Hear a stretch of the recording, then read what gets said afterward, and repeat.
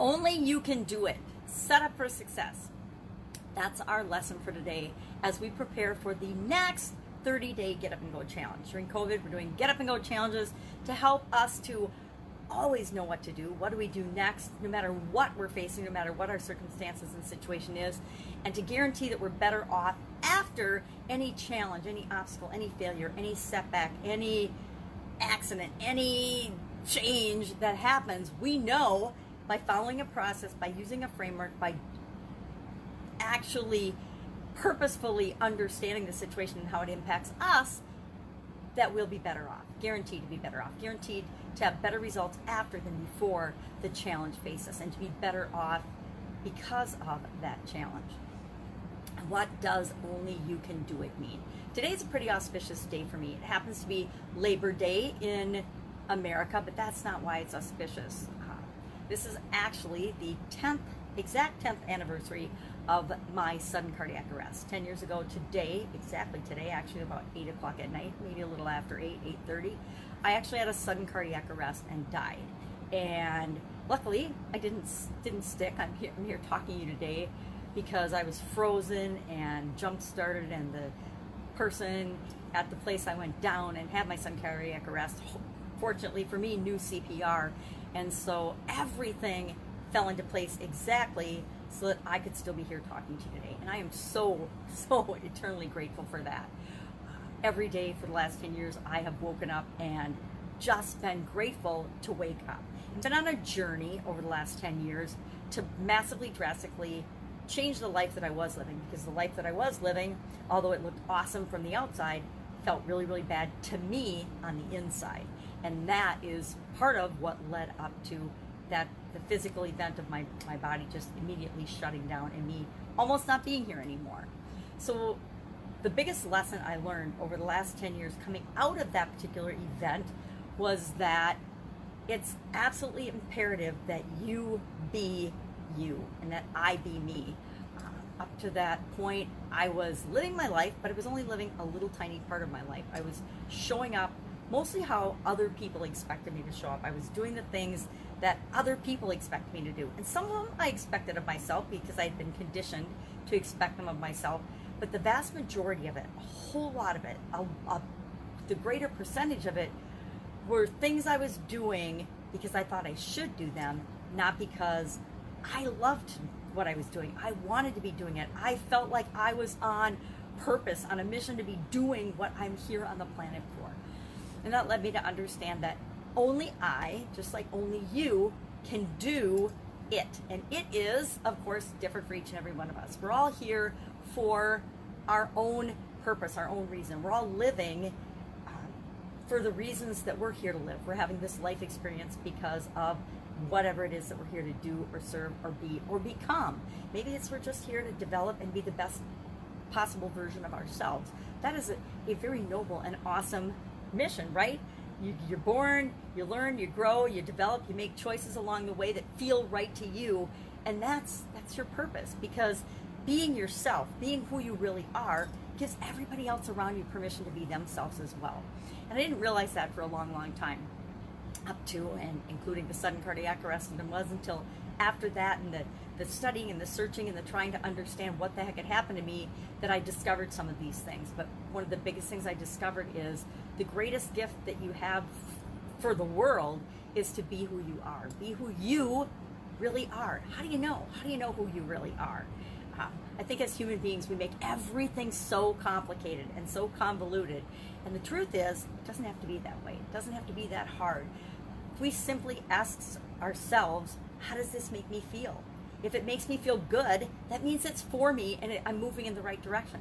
If it makes me feel bad or icky or off or in any way negative, that isn't for me. So that decision, that choice, that thing that I'm thinking about doing, I know that that's the wrong thing for me. Now, wish I would have known that, 40 years ago, would have made my life a whole lot simpler, but I didn't. It took a whole lot of lessons, a whole lot of running into walls, banging my head against a tree to figure out what was right for me.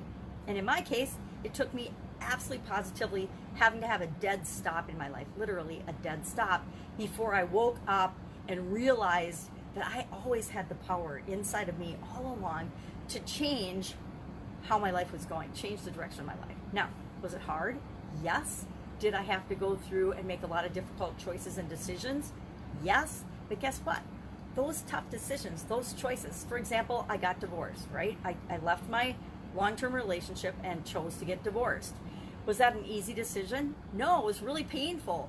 But in the midst of all the painfulness and all the loss and the giving up and the letting go of things, it felt right. It didn't feel awesome, but it always felt like it was the right thing to do. And so that's how I knew it was for me. I let go of certain businesses and stopped being involved in different type of businesses and industries.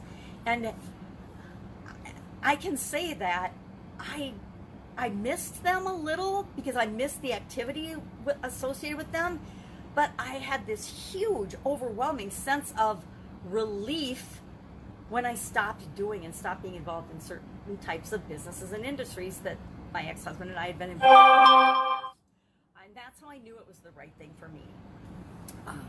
And so I think our lesson today is to realize, number one, how much power you have inside you, and that everything you need is already inside you, but that only you can choose and decide and know what's right for you. The people that love us and care about us the most, the people closest to us, they know us, but they only know a fraction of us. They don't know how we feel inside or how things make us feel. Only you can do that. Only I know how I feel inside.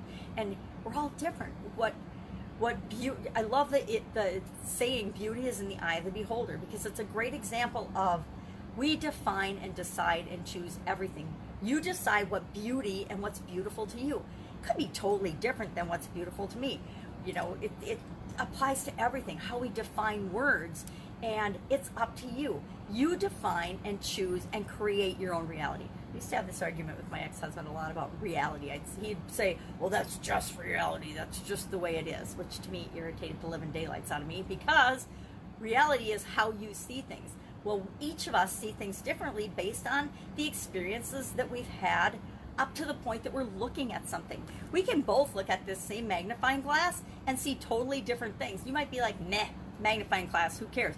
Me, this is my lifeline right now for a lot of things, and it allows me to function in ways that I couldn't function at all if I didn't have that silly little tool, that little magnifying glass.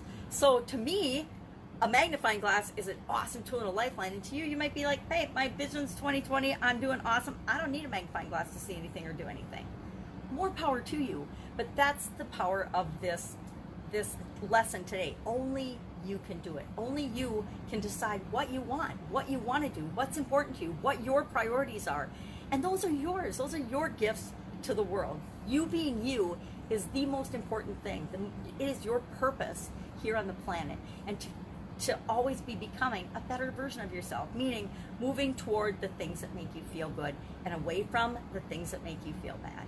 If somebody or something makes you feel bad, it's for a reason. It's because they're not for you. Oh my God, I wish I'd learned that lesson in my 20s too, or in my teens. That would have been so helpful in knowing who to pick to be my friends, who to align and who to associate myself with. Oh, could have saved a whole lot of pain, agony, heartache, and drama and trauma if I had just known that. So today our lesson is only you can do it. Only you can choose what's right for you. Only you can decide what you want. Only you can choose what everything means to you. It's what's important is, what does it mean to you? It doesn't matter what it means to me.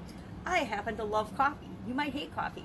I don't care that you hate coffee, and you shouldn't care that I love coffee. It's what works for me and what works for you. That's it. Go out, have an absolutely amazing day. Join us on October 1st through 31st for the next Get Up and Go free 30-day challenge. If you are looking for a way and a process to guarantee that you get better results after any change that you face in your life. Anybody going to face changes in their life? All of us? Of course we are. All right, have an absolutely awesome day. I'm going to go celebrate my death day, because my death day is now my favorite day of the year to celebrate. My daughter reminded me yesterday, the reason I like it better than my birthday, I was saying I like it better than my birthday. She's like, that's because you don't get a year older. Might have been my son-in-law that said that, but either way, they're absolutely right. It's true. It's a day I can celebrate for a lot of reasons, but also because I'm not a year older. All right, have a great day. I will, of course, be with you tomorrow with another setup for success, because I want to make sure that you're finding things and finding ways, easy everyday ways, to ensure and guarantee that you're going to be successful and that you can get what you want. All right, catch you tomorrow.